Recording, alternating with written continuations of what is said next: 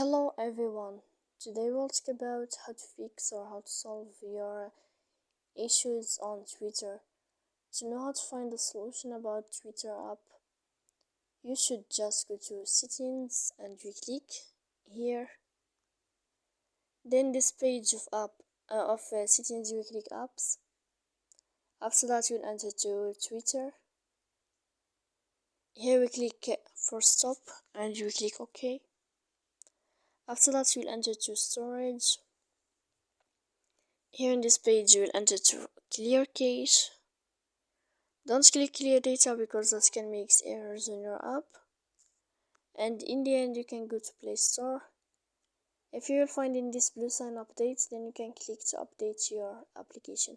So please don't forget to support us by like and subscribe. See you next time in another video, and thank you for